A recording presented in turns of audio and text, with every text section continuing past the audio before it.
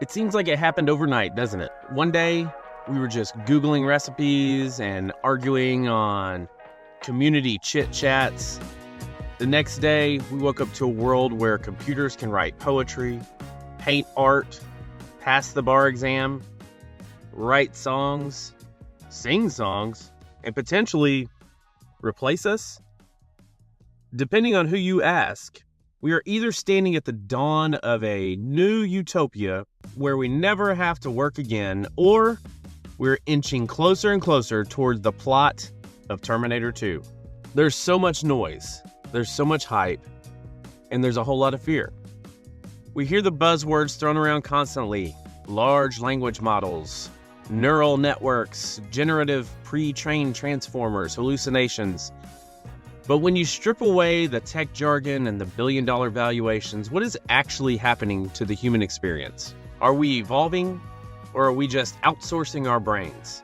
We need to cut through the static. We need to define terms. We need to ask the question that is very foundational to this show.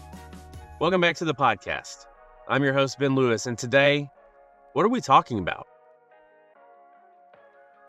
Specifically, we're talking about artificial intelligence, AI, but not just the code. I want to talk about the consequences. I want to talk about what happens when the line between real and generated disappears. I want to know if an AI can truly be creative or if it's just a really fancy parrot. I want to know if I should be nice to my smart speaker just in case it remembers me when the robots take over. In this episode, we're going to take a look at the good, the bad, the weird. We're going to figure out if this is the greatest tool humanity has ever built or the last invention we'll ever need to make. So put down your phone, unless you're listening on it, take a deep breath, and let's try to understand the future before it becomes the past. I'm Ben Lewis. This is the AI episode. Now let's get into it. I use AI all the time.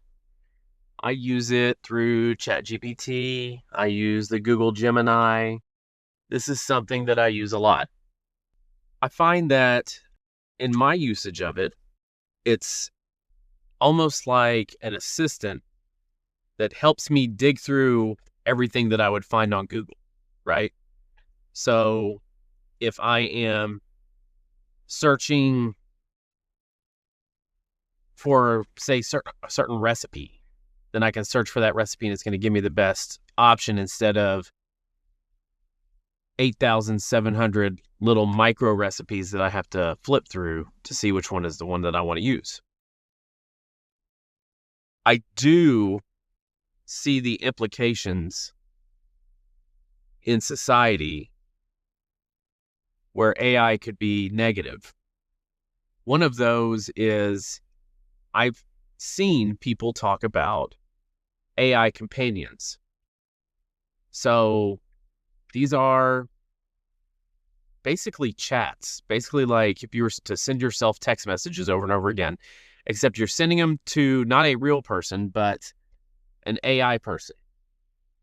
An AI person that has learned your feelings, learned your preferences, taken your prompts, and has become the person that you want it to be.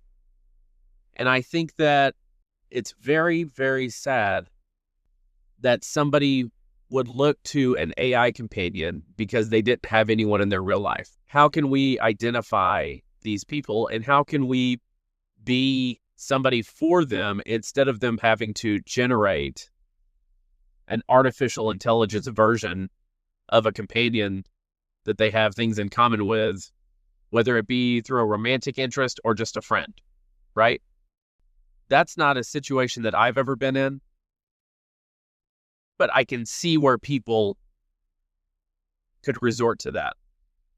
Here's the problem that I found with that. First off, it's not healthy, right? Because it's not real. This is a relationship you have with yourself. So ultimately, you're just affirming yourself and telling yourself these things. But secondly, from what I've read and listened to, most of these, AI chat situations only take I don't know, like 300,000 prompts or something like that, right? And not everybody realizes that, especially the people that are creating these relationships.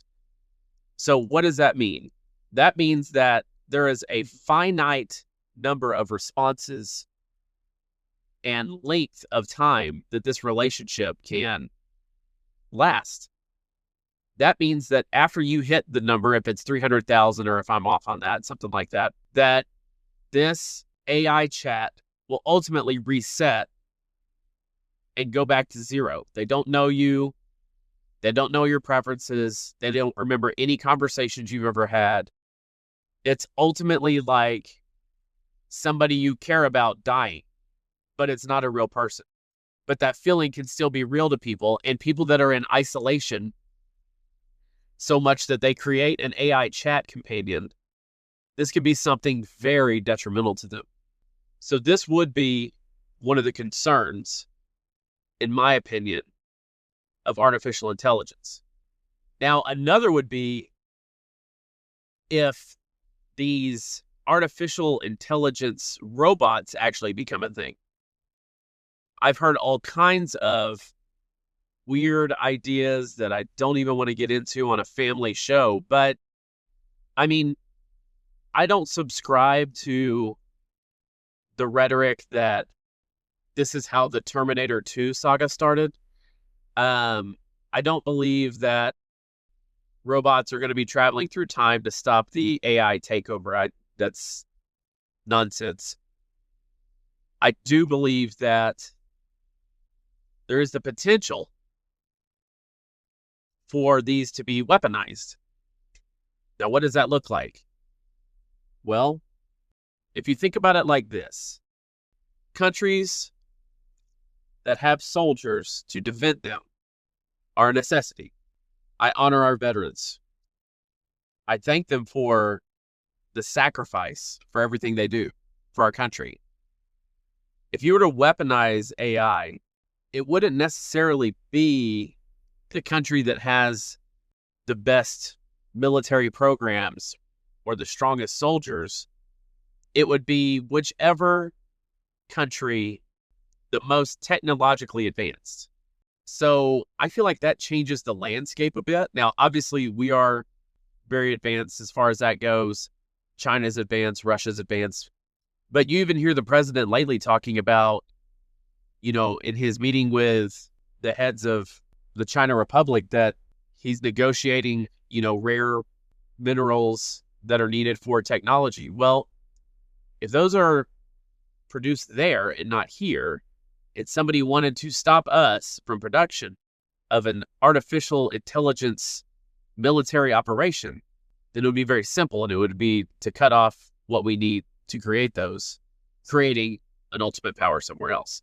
Now, that may seem far-fetched, and I get it. It does seem kind of like science fiction, but if you were to talk to somebody in 1990, if you were to talk to yourself in 1990 and explain to yourself the capabilities that you have now, 1990 you would tell you that that is science fiction. If you would go to 1970 and tell 1970 parent that they could do something in 1995, that would be science fiction. So it's all science fiction until it turns into nonfiction. And that's what we got to be careful about. AI is great to supplement creativity, to help with data analyzation, marketing optimization. I think it is putting people in a space to do things that they weren't capable to do before. I do believe that it's good, and I do believe that it can help, but I also can see the pitfalls and the perils.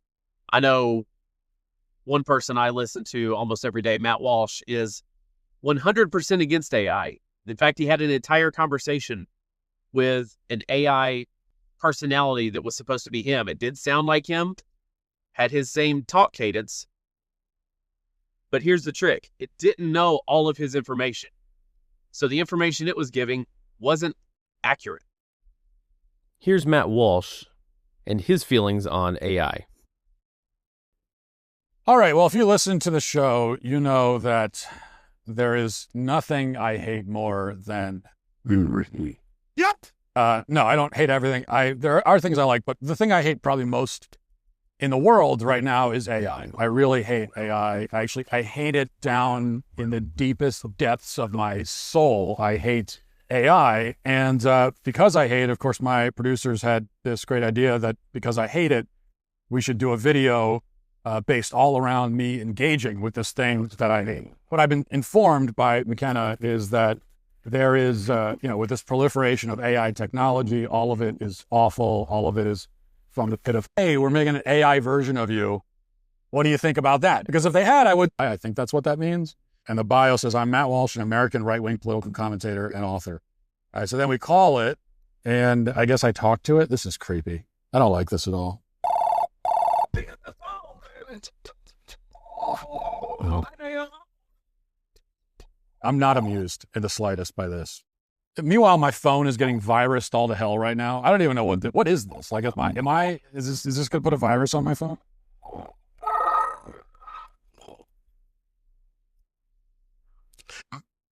Shut up. Shut up.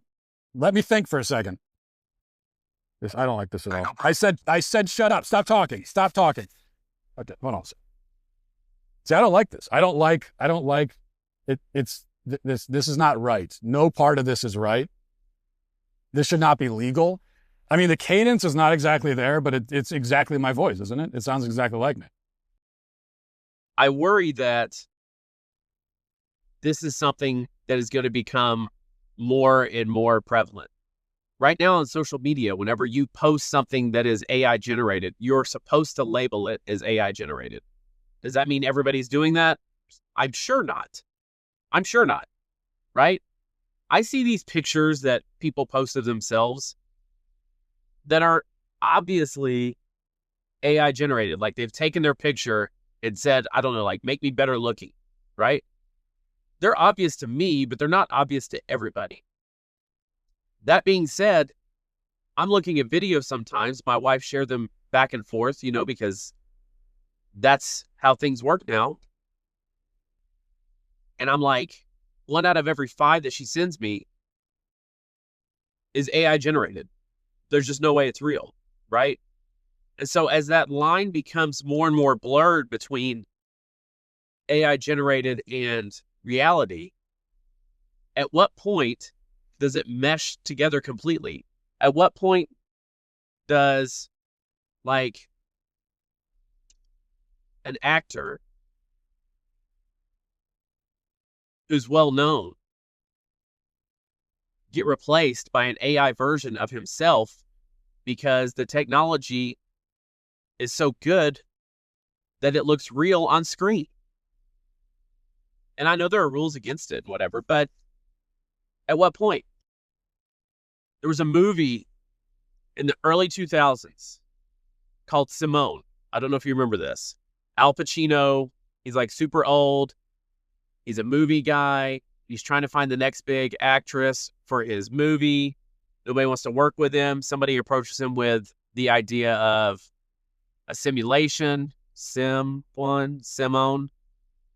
And she becomes this huge hit, but he keeps having to hide the fact that she's a computer animated person and not real. When I first saw that, I thought, this is a good movie premise because this is like impossible, right? But now it feels like a real possibility, like something that can happen. They generate videos all the time, and be careful, of people that you know and respect saying things that go completely against their beliefs, their morals, and who they are as a person. And it's not just hackers or whatever you want to call it. Mainstream media is doing this. They're taking interviews and splicing them together to make you think prominent personalities on the right are saying things and driving violence when they're not. I mean, take the lawsuits that President Trump has had against CNN, ABC. This is a real thing that's happening. It's happening right now. You don't see the right doing this to the left. It's all the left doing this to the right. Fortunately, they're getting called out on it. right? And this is just splicing videos. What happens when the opposition figures out a way to drop a video that is so real that the president has a hard time proving that it's not? Because here's the reality of it. It could be fake, and I know it's fake, right? But somebody that doesn't know could see it, and that is always living in their head that they saw that. Even if somebody says, oh, that was fake, instead of them going, oh, it was fake, I shouldn't believe it, they'll be thinking, well, maybe it was fake, right? Maybe it was fake. Maybe it was real. The lines are getting blurred.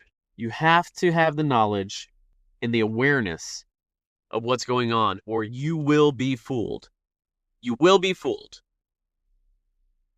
A negative about AI would be job displacement concerns. The automation could replace certain types of jobs, especially routine or manual jobs that could create social and economic challenges. Take website build.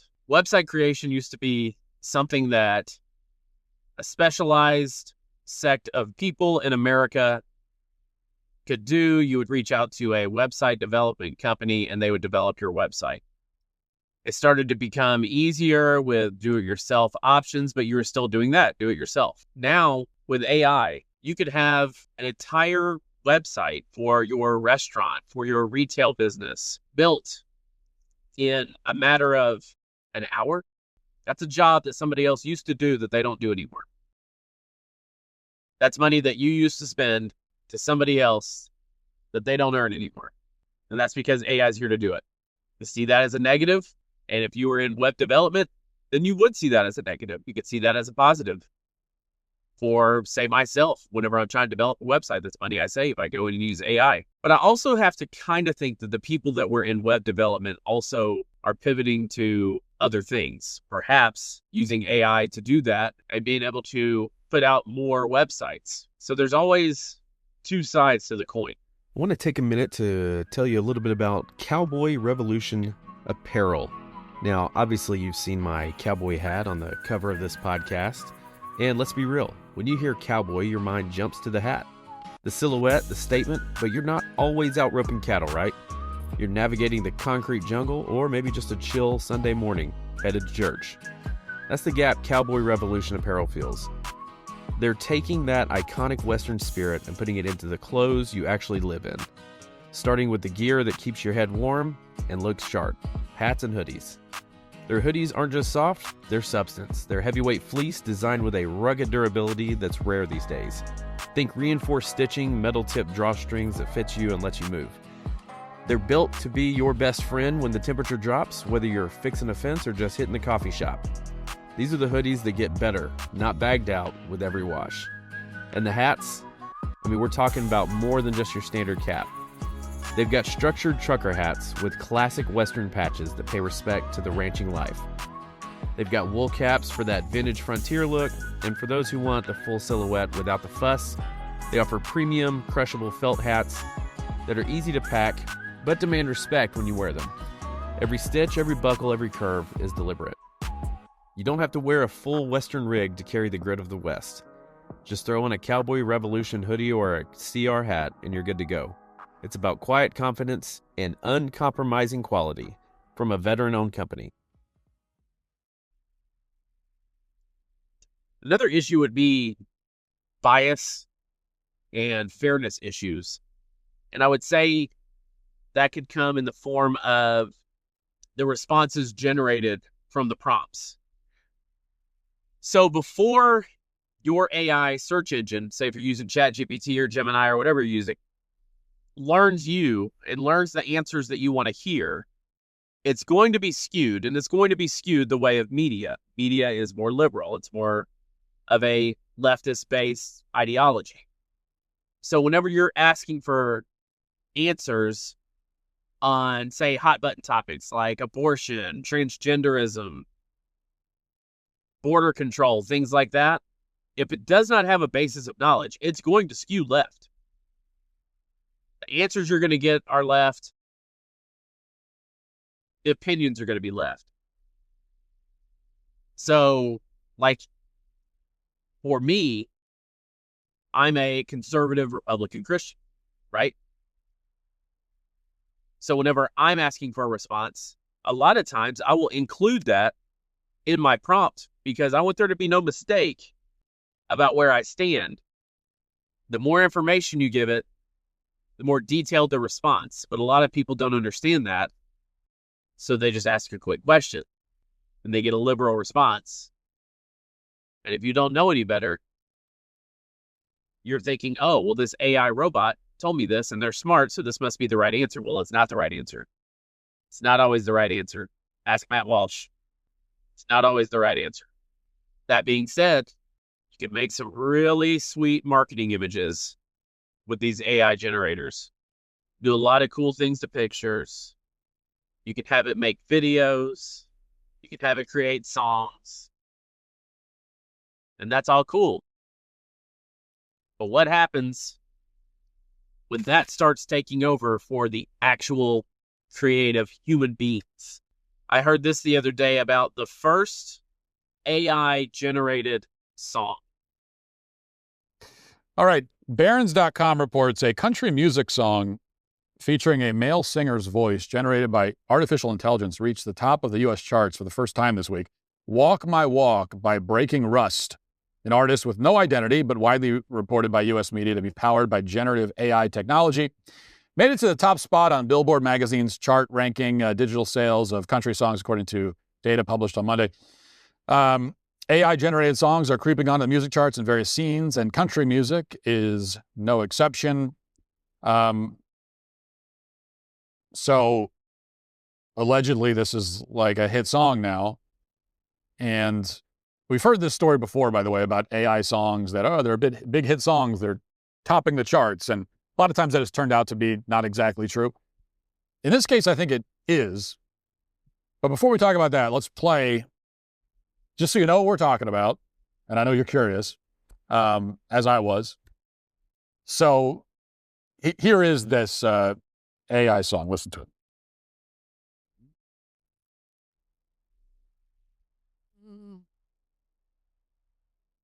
Been beat down, but I don't stay low.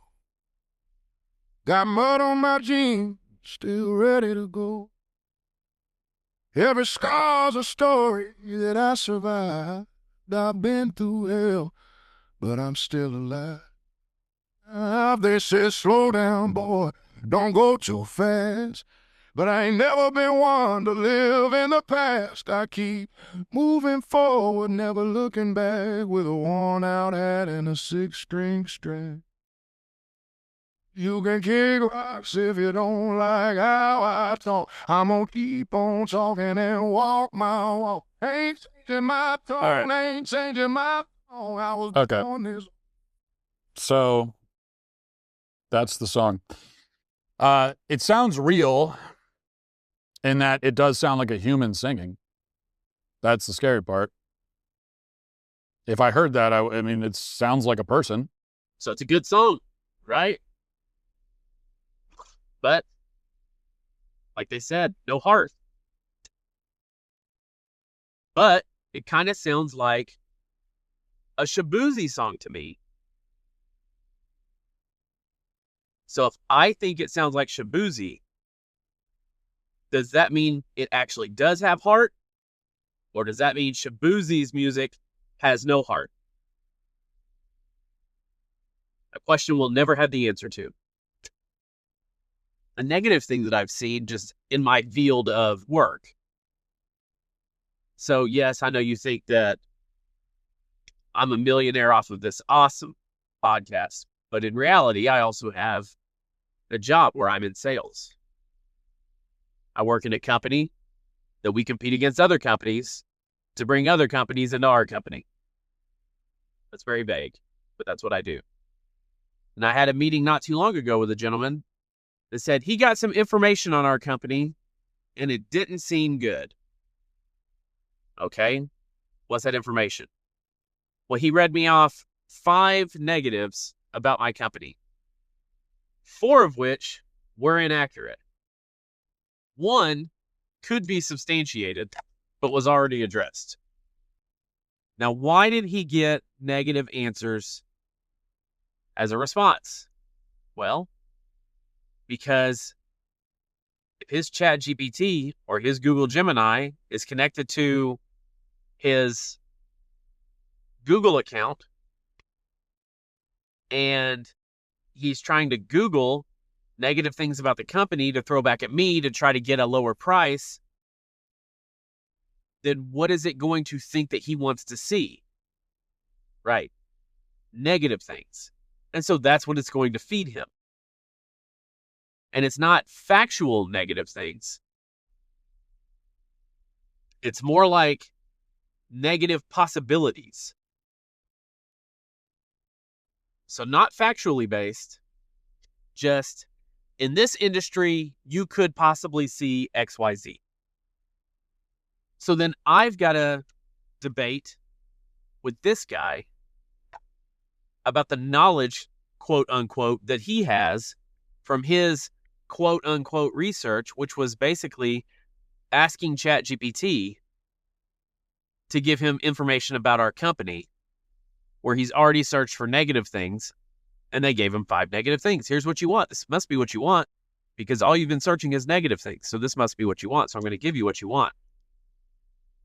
They were all easy to combat because, like I said, 4 of them weren't true, and one of them was like a customer service question, and that one wasn't even really accurate.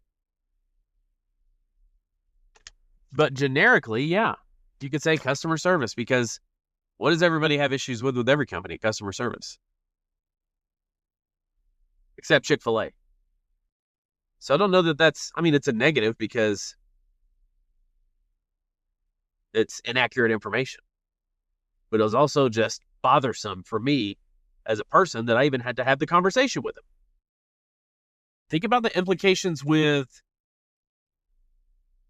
students in school. I'm from an era where we started out having to go to the library with the Dewey Decimal System and research anything that we wanted information on manually. This is the main reason why, if you went back through my transcript from middle school through high school and into part of college, I've done like 5 reports on Abraham Lincoln and like 7 reports on the Titanic. Now, once the movie The Titanic came out, I kind of had to stop doing reports on the Titanic because everybody was like, oh, you're doing a report on the movie. But, it was kind of like one of those deals. Once I've done my research and I've put in my man hours on this topic, like, this is what I'm going to become an expert on. And every class that I have to write a research paper is going to either be Abraham Lincoln and his wife, Mary Todd, or the Titanic, until Jack and Rose ruined that for me. But then came Encarta. Who remembers Encarta? You get your Hewlett-Packard computer or your Packard Bell, and it comes with that 95 Encarta CD, and it has all this information on it. So now I can do research papers on things from the Encarta CD, but I'm limited to the Encarta CD until the 96 Encarta comes out. It has more information. Encarta was the bomb. But now, kids have AI, for crying out loud. Like, as a parent, I'm not trying to be like this, but I'm saying a lot of times, if they didn't have an answer, or if I didn't have an answer, the answer was Google it, right? Because you would Google and get links to where you could do your research. Now, they can just AI it, and they don't even have to do any research. It gives them every piece of information they need. There should be no struggle to succeed for kids right now. I don't remember how to do algebra. I plugged it into ChatGPT the other day, and it spit out the answer. Great. Now I don't even have to be smart anymore, right?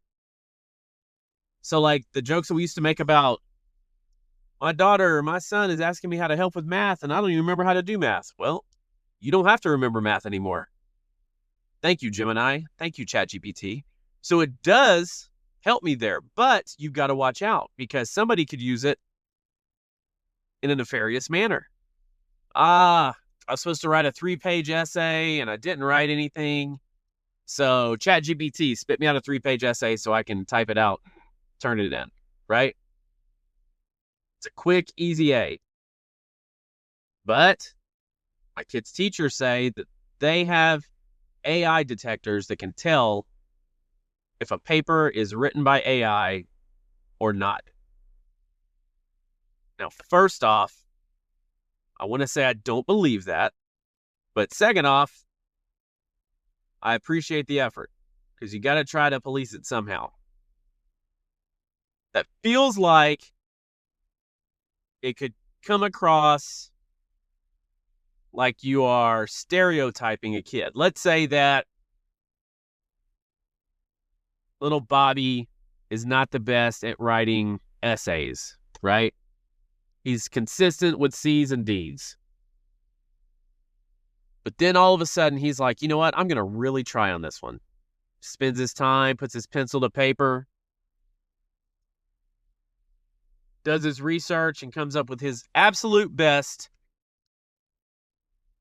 essay that he could ever do. And he's pumped up. Parents read it over, and they're like, Bobby, we're so proud you're trying. He turns it in, and he gets it back, and it's an F. And he's like, teacher, why is this an F? And she's like, because that had to be AI. Well, why did it have to be AI? What are you saying? Are you saying that Bobby's so dumb that he couldn't have possibly written a good paper? Because I know you don't know that it's AI, but that's kind of like the same argument teachers used to use back in the day whenever they thought you were cheating or copying off somebody else's paper. Basically, they're saying, you're so dumb you could not have figured this out on your own. Or you're so lazy that we know you didn't actually do this, so you had to have copied it. Well, instead of copied it, now it's you had to have AI'd it. But what if you didn't? How do you know that? How do you know if it's AI or not? I don't know. Something to think about. So we've stared into the black mirror. We've looked at the algorithms, the ethics, and the endless possibilities. And if there's one answer to the question, what are we talking about today? I think it's this. Technology changes, but human nature doesn't. AI might be able to write a song or a code or a website in seconds, but it can't decide why those things matter. That part, that's still up to us. We have to be the curators. We have to be the ones who decide where the line is drawn. The future isn't something that just happens to us by machine. It's something we build prompt by prompt. I hope this episode made the future feel a little less like a sci-fi horror movie at parts, and a little more like a challenge we're ready to take on. If you enjoyed this deep dive, please take a second to rate and review the show. It helps the algorithm find us, which, considering today's topic, feels surprisingly appropriate. You can find links to everything we discussed in the show notes. Thank you for listening. Thank you for thinking. I'm Ben Lewis, and until next time, let's keep talking.